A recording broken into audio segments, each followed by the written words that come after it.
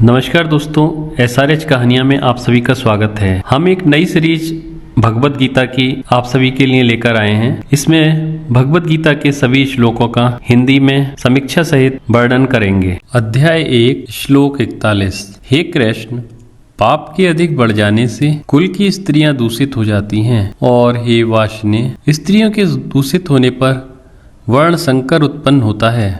अर्जुन अपने पूर्व कथित तर्क को आगे बढ़ाते हुए कहता है कि अधर्म के बढ़ने पर समाज में धीरे धीरे नैतिकता का पतन हो जाएगा और वर्ण संकर जातियां उत्पन्न होंगी। वर्ण एक ऐसा शब्द है जिसका अर्थ विकृत हो जाने से वह आज के शिक्षित लोगों की तीखी आलोचना का विषय बन गया है। उनकी आलोचना उचित है यदि उसका विकृत अर्थ स्वीकृत हो, परंतु आज वर्ण के नाम पर देश में जो कुछ होते हुए हम देख रहे हैं वह हिंदू जीवन पद्धति का पतित रूप है। प्राचीन काल में वर्ण विभाग का आधार समाज में व्यक्तियों की मानसिक व बौद्धिक क्षमता और परिपक्वता होती थी। बुद्धिमान तथा अध्ययन, अध्यापन एवं अनुसंधान में रुचि रखने वाले लोग ब्राह्मण कहलाते थे। क्षत्रिय वे थे जिनमें राजनीति द्वारा राष्ट्र का नेतृत्व करने की सामर्थ्य थी और जो अपने ऊपर इस कार्य का उत्तरदायित्व लेते थे कि राष्ट्र को आंतरिक और बाह्य आक्रमणों से बचाकर राष्ट्र में शांति और समृद्धि लाएं। कृषि और वाणिज्य के द्वारा समाज सेवा करने वालों को वैश्य कहते थे। वे लोग जो उपयुक्त कर्मों से कोई भी कर्म नहीं कर सकते थे शूद्र कहे जाते थे। उनका कर्तव्य सेवा और श्रम करना था। हमारे आज के समाज सेवक और अधिकारी वर्ग, कृषक और औद्योगिक कार्यकर्ता आदि सभी उपयुक्त वर्ण व्यवस्था में आ जाते हैं। वर्ण व्यवस्था को जब हम अपने उसके व्यापक अर्थ में समझते हैं तब हमें आज भी वह अनेक संगठनों के रूप में दिखाई देती है।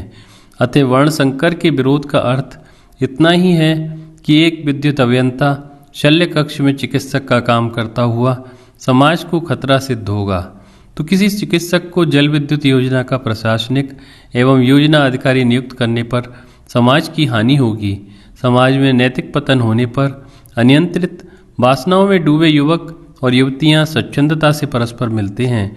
कामना के वश में वे सामाजिक और सांस्कृतिक विकास का किंचित भी विचार नहीं करते। इसलिए अर्जुन को भय है कि वर्ण संकर के कारण समाज और संस्कृति का पतन होगा। अध्याय 1 श्लोक 42। वह वर्ण संकर कुल घातियों को और कुल को नरक में ले जाने का कारण बनता है। पिंड और जलदान की क्रिया से वंचित इनके पितर भी नरक में गिर जाते हैं। अब अर्जुन वर्ण संकर के दुष्परिणामों को बताता है। जातियों के वर्ण संकर होने से अंतर्बाह्य जीवन में नैतिक मूल्यों का ह्रास होता है और फलते पारिवारिक व धार्मिक परंपराएं नष्ट हो जाती हैं। हिंदू धर्म के अनुसार मृत पितरों को पिंड और जल अर्पित किया जाता है। इसका तात्पर्य यह है कि पितर यह देखना चाहते हैं कि उनके द्वारा अत्यंत परिश्रम से विकसित की गई और अपने पुत्रों आदि को सौंपी गई सांस्कृतिक शुद्धता को भी किस सीमा तक बनाए रखते हैं और उसकी सुरक्षा किस प्रकार करते हैं। हमारे पूर्वजों द्वारा अथक परिश्रम से निर्मित उच्च संस्कृति को यदि हम नष्ट कर देते हैं तो वास्तव में हम उनका घोर अपमान करते हैं। यह कितनी आकर्षक और काव्यात्मक कल्पना है कि पितरगण अपने स्वर्ग के वातायन से देखते हैं कि उनके पुत्रादि अपनी संस्कृति की रक्षा करते हुए किस प्रकार का जीवन जीते हैं। यदि वे यह देखेंगे कि उनके द्वारा अत्यंत श्रम से लगाए हुए उद्यानों को उनके स्वजनों ने उजाड़ कर जंगल बना दिया है तो निश्चय ही उन्हें भूख प्यास के कष्ट के समान पीड़ा होगी। इस दृष्टि से अध्ययन करने पर यह श्लोक अत्यंत उपयुक्त प्रतीत होता है। प्रत्येक पीढ़ी अपनी संस्कृति की आलोकित ज्योति भावी पीढ़ी के हाथों में सौंप देती है। नई पीढ़ी का यह कर्तव्य है कि वह इसे सावधानी पूर्वक आलोकित अवस्था में ही अपने आगे आने वाली पीढ़ी को भी सौंपे। संस्कृति की रक्षा एवं विकास करना हमारा पुनीत कर्तव्य है। ऋषि मुनियों द्वारा निर्मित भारतीय संस्कृति आध्यात्मिक है जिसकी सुरक्षा धार्मिक विधियों पर आश्रित होती है। इसलिए हिंदुओं के लिए संस्कृति और धर्म एक ही वस्तु है। हमारे प्राचीन साहित्य में संस्कृति शब्द का स्वतंत्र उल्लेख कम ही मिलता है। इसमें अधिकतर धार्मिक विधियों के अनुष्ठान पर ही बल दिया गया है। वास्तव में हिंदू धर्म सामाजिक जीवन में आध्यात्मिक संस्कृति संरक्षण की एक विशेष विधि है। धर्म का अर्थ है उन दिव्य गुणों को अपने जीवन में अपनाना जिनके द्वारा हमारा शुद्ध आत्मस्वरूप स्पष्ट प्रकट हो। अतः कुल धर्म का अर्थ परिवार के सदस्यों द्वारा मिलजुल कर अनुशासन और ज्ञान के साथ रहने के नियमों से है। परिवार में नियम पूर्वक रहने से देश के एक योग्य नागरिक के रूप में भी हम आर्य संस्कृति को जी सकते हैं। अध्याय 1 श्लोक 43। इन वर्ण संकर कारक दोषों से, कुलघाती दोषों से सनातन कुल धर्म और जाति धर्म नष्ट हो जाते हैं। पूर्व श्लोक की टीका का अर्थ अर्जुन के इस वाक्य से और अधिक स्पष्ट हो जाता है। जैसा कि हमने देखा, धर्म का अर्थ है भारतीय आध्यात्मिक संस्कृति, जिसका प्रशिक्षण प्रत्येक घर में ही प्रारंभ से मिलता था। अर्जुन का यह भय कि इस गृह युद्ध से जाति धर्म व कुल धर्म नष्ट हो जाएंगे सामान्य ज्ञान की बात है। ये सुविदित है कि प्रत्येक युद्ध के बाद समाज में नैतिक और सांस्कृतिक मूल्यों का सहसा कितना पतन होने लगता है। अनैतिकता और छल कपट की प्रवृत्तियों के नीचे दबा हाँप रहा आज का युग उपरोक्त तथ्य का ज्वलंत उदाहरण है। युद्ध के बाद न केवल लंगड़े लूलों की संख्या बढ़ती है, वरन उससे भी भयंकर परिणाम मन की गंभीर विकृतियों के रूप में सामने आते हैं। इन श्लोकों में हम अर्जुन को संसार के सर्वप्रथम युद्ध विरोधी व्यक्ति के रूप में पाते हैं। इन अनुच्छेदों में वे शांति प्रिय लोगों के लिए सर्वकालिक तर्कों की एक सुंदर श्रृंखला भेंट करता है। अध्याय 1 श्लोक 44।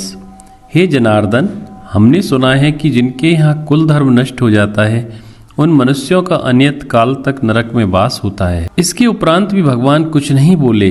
अब अर्जुन की स्थिति ऐसी हो गई थी कि वह ना तो चुप रह सकता था और ना उसको नए तर्क ही सूझ रहे थे, परंतु भगवान के मौन का प्रभाव भी अनूठा ही था।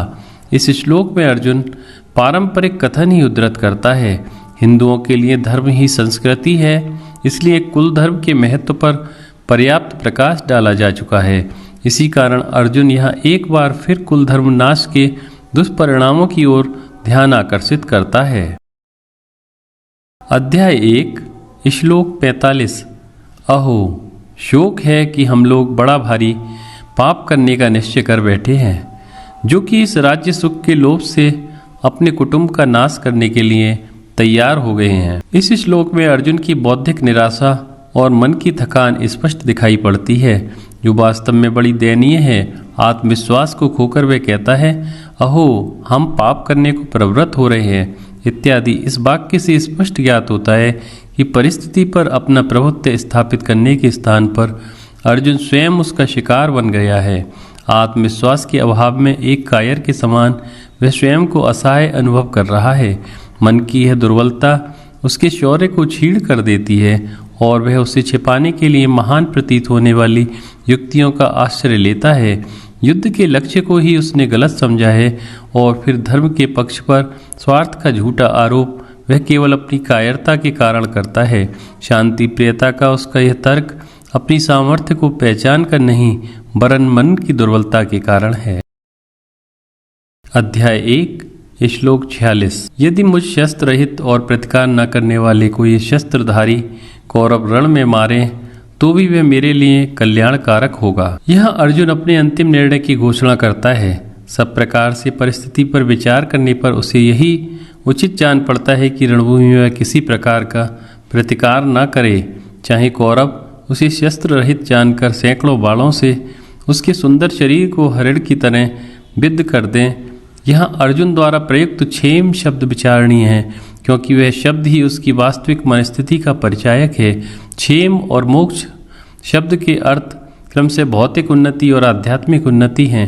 यद्यपि अर्जुन ने अब तक जो भी तर्क प्रस्तुत किए उनमें आध्यात्मिक संस्कृति के पतन के भय को बड़े परिश्रम से सिद्ध करने का प्रयत्न किया गया था, परंतु क्षेम शब्द से स्पष्ट हो जाता है कि वह वास्तव में शारीरिक सुरक्षा चाहता था, जो युद्ध पलायन में संभव थी। संक्षेप में हम कह सकते हैं कि युद्ध में विजय रूपी फल में अत्यंत आसक्ति और उसकी चिंता के कारण अर्जुन आत्मशक्ति खोकर एक उन्माद के मानसिक रोगी के समान विचित्र व्यवहार करने लगता है।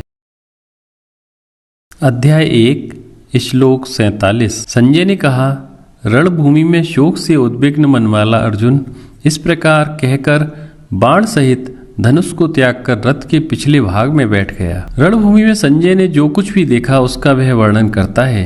अपने ही तर्कों से थका और शोक में डूबा हुआ अर्जुन अपने शस्त्र अस्त्रों को फेंक कर रथ में बैठ जाता है। गीता के प्रथम अध्याय में अर्जुन को हम इसी स्थिति में छोड़ देते हैं। अर्जुन विषाद योग नामक प्रथम अध्याय समाप्त होता है। प्राचीन काल में शास्त्रीय ग्रंथों की समाप्ति किसी चिन्ह अथवा विशिष्ट संकेत द्वारा सूचित की जाती थी। आधुनिक काल की मुद्रित पुस्तकों में इसकी आवश्यकता नहीं रहती, क्योंकि हम पुस्तक में एक अध्याय की समाप्ति और नए अध्याय को प्रारंभ किया हुआ देख सकते हैं। मुद्रित पुस्तकों में भी इसे अध्यायों के विभिन्न शीर्षकों के द्वारा अंकित किया जाता है। प्राचीन काल में पुस्तकों के अभाव में विद्यार्थियों को मौखिक उपदेश दिया जाता था। इस प्रकार ग्रंथों के नवीन संस्करण उनके मस्तिष्क के स्मृति पटल पर ही अंकित होते थे। उस समय मौखिक उपदेश होने के कारण विद्यार्थीगण उसे कंठस्थ कर लेते थे। इसलिए यह आवश्यक था कि एक अध्याय की समाप्ति और दूसरे अध्याय का प्रारंभ बताने वाला कोई सूचक चिन्ह हो। उपनिषदों में इसे सूचित करने के लिए अध्याय के अंतिम मंत्र अथवा मंत्र के अंतिम अंश को 2 बार दोहराया जाता है, परंतु गीता के प्रत्येक अध्याय के अंत में केवल एक संकल्प वाक्य पाया जाता है। प्रत्येक अध्याय के संकल्प वाक्य में अंतर केवल अध्याय की संख्या और विशेष नाम का ही है। गीता का संकल्प वाक्य अत्यंत सुंदर एवं सारगर्भित शब्दों से पूर्ण है। यह स्वयं ही इस ग्रंथ की विषय वस्तु के संबंध में विस्तृत जानकारी देता है। यहाँ संपूर्ण श्रीमद् भागवत गीता को ही नहीं अपितु उसके प्रत्येक अध्याय को भी उपनिषद की संज्ञा दी गई है। 18 अध्याय गीतोपनिषद के प्रथम अध्याय का नाम अर्जुन विषाद योग है। इन अध्यायों को उपनिषद कहने का कारण यह है कि इनमें उपनिषद के विषय का ही प्रतिपादन किया गया है। इनके लक्ष्यार्थ को ऐसे पाठकगण नहीं समझ सकेंगे जो बिना किसी पूर्व तैयारी के इनका अध्ययन करेंगे। सरल प्रतीत होने वाले श्लोकों में छिपे गूढ़ अर्थ को समझने के लिए मनन की आवश्यकता होती है। उपनिषद विद्या के समान यहाँ भी गीता के श्लोकों में निहित परमार्थ निधि को पाने के लिए एक कृपालु एवं योग्य गुरु की आवश्यकता है। उपनिषद शब्द का अर्थ है वह विद्या जिसका अध्ययन गुरु के समीप पहुंचकर उसके चरणों के पास अत्यंत नम्र भाव से और निश्चयपूर्वक बैठकर किया जाता है। विश्व के सभी धार्मिक ग्रंथों का विषय एक ही है। वे सभी हमको यह शिक्षा देते हैं कि इस नित्य परिवर्तनशील जगत के पीछे एक अविनाशी परमार्थिक सत्य है जो इस जगत का मूल स्वरूप है। इस अद्वैत सत्य को हिंदू धर्म ग्रंथों में ब्रह्म कहा गया है। इसलिए ब्रह्म का ज्ञान तथा उसके अनुभव के लिए साधकों का उपदेश देने वाली विद्या ब्रह्म विद्या कहलाती है। पाश्चात्य दर्शन के विपरीत आर्य लोगों को कोई भी दर्शन तभी स्वीकार होता था जब कोई दार्शनिक ऐसे साधनों का भी निरूपण करता था जिनके द्वारा प्रत्येक साधक उस दर्शन के लक्ष्य तक पहुंच सकता है। इस प्रकार हिंदू दर्शन शास्त्र के 2 भाग हैं तत्वज्ञान और योग शास्त्र। इस दूसरे भाग में अभ्यसनीय साधनों का वर्णन किया गया है। योग शब्द युज धातु से बना है जिसका अर्थ है जोड़ना। स्वयं को वर्तमान की स्थिति से ऊंचा उठाकर किसी श्रेष्ठ एवं पूर्ण आदर्श को प्राप्त करने के लिए साधक जो प्रयत्न करता है उसे योग कहते हैं और इस विज्ञान को योग शास्त्र संकल्प वाक्य में गीता को योग शास्त्र कहा जाता है। इसलिए इससे हम उन साधनों के ज्ञान की उपेक्षा रखते हैं जिनके अभ्यास द्वारा परमार्थ सत्य का साक्षात अनुभव प्राप्त किया जा सकता है। अत्यंत सूक्ष्म एवं शास्त्रीय विधि होने के कारण तत्व ज्ञान और योग शास्त्र में संसार के सामान्य जनों का विशेष आकर्षण और रुचि नहीं होती है। इसमें प्रतिपादित ज्ञान किसी दृश्य पदार्थ का नहीं है। एक गणितज्ञ के अतिरिक्त अन्य सामान्य जनों को गणित विषय शुष्क और नीरस प्रतीत होता है। गणित के ज्ञान की व्यावहारिक जीवन में अत्यधिक आवश्यकता भी नहीं होती है, परंतु धर्म का प्रयोजन संसार दुख की निवृत्ति के कारण सभी लोगों को इसकी आवश्यकता है। अतः तत्व ज्ञान के कठिन विषय को सरल और आकर्षक ढंग से सामान्य जनों के सम्मुख प्रस्तुत करने का प्रयत्न सभी आचार्यों ने किया है। गुरु के मुख से उपदेश प्राप्त करने की विधि का उन्होंने सफल उपयोग किया। एक सुपरिचित गुरु के शब्द भी हमें सुपरिचित मालूम पड़ने लगते हैं। तत्वज्ञान का प्राथमिक शिक्षण देने वाले ग्रंथ स्मृति ग्रंथ हैं, जैसे मनु स्मृति, गौतम स्मृति आदि। ये ग्रंथ सरलतापूर्वक समझ में आ सकते हैं। उपनिषदों में हमें गुरु और शिष्य का वर्णन मिलता है, किंतु वे अधिक विस्तार में नहीं है। गीता में हमें इसका संपूर्ण चित्र मिलता है। गीता की पार्श्व भूमि में युद्ध की उत्तेजक स्थिति के बीच उपनिषदीय पुरातन सत्य की एक बार पुनः उद्घोषणा की गई है। यहाँ इस ज्ञान का उपदेश स्वयं भगवान श्री कृष्ण अपने परम मित्र अर्जुन को ऐसी संघर्षपूर्ण स्थिति के संदर्भ में दे रहे हैं जहाँ पूर्णतः मानसिक संतुलन को खोकर विषाद की अवस्था को प्राप्त होता है। इसलिए गीता से हम ऐसे उपदेश और मार्गदर्शन की अपेक्षा रखते हैं जो अत्यंत सहानुभूति पूर्वक किया गया हो। उपनिषद के ऋषियों का संबंध सामान्य जनों से इतना अधिक नहीं था कि वे उनकी दुर्बलताओं को पूर्णतः समझ सकें। गीता की यह विशेषता संकल्प वाक्य में यह कहकर बताई गई है कि यह स्वयं भगवान द्वारा एक मर्त्य पुरुष को दिया गया उपदेश है। श्री कृष्ण अर्जुन संवादे इस अध्याय का शीर्षक अर्जुन विषाद योग है, जो कि वास्तव में परस्पर विरोधी शब्दों से बना है। यदि विषाद ही योग हो तो हम सब बिना किसी इच्छा या प्रयत्न के योगी ही हैं। इस अध्याय की व्याख्या में मैंने पहले ही सूचित किया है कि अर्जुन की विषाद की यह स्थिति इष्ट है, क्योंकि इसमें गीतोपदेश के बीज होकर श्री कृष्ण के पूर्णत्व के पुष्प प्राप्त किए जा सकते हैं। किसी एक व्यक्ति, समाज या राष्ट्र में धर्म और तत्व ज्ञान की मांग तभी होगी जब उनके हृदय में अर्जुन के विषाद का अनुभव होगा। आज का जगत जितनी अधिक मात्रा में यह अनुभव करेगा कि वह जीवन संग्राम का सामना करने में असहाय है और उसमें यह साहस नहीं कि वह स्वयं के द्वारा निर्मित अपने प्रिय आर्थिक मूल्यों एवं औद्योगिक लोभ का वह संहार कर सके, उतनी ही अधिक मात्रा में वह गीता उपदेश का पात्र है। केवल पाक शास्त्र की क्रिया स्वयं में पूर्णता नहीं रखती, उसकी पूर्णता भोजन करने में है। उसी प्रकार जीवन में उच्च आराम और अनेक सुख सुविधाओं के साधन जुटा लेने पर भी पूर्णता अथवा कृतकृत्यता का अनुभव नहीं होता है। ऐसे समय में ही मनुष्य को पूर्णत्व प्राप्त करने की तीव्र अभिलाषा होती है। विषाद की स्थिति प्राप्त किए बिना अकेले शास्त्र हमारी सहायता नहीं कर सकते। आत्मयोग के पूर्व विषाद की स्थिति अनिवार्य होने के कारण उसे यहाँ योग कहा गया है। गीता में वर्णित योग को सीखने एवं जीने के लिए अर्जुन विषाद की स्थिति प्राथमिक साधना है। दोस्तों, इसी तरह की और वीडियोस के लिए आप हमारे YouTube चैनल SRH कहानियाँ सब्सक्राइब करें। वीडियो देखने के लिए बहुत बहुत धन्यवाद।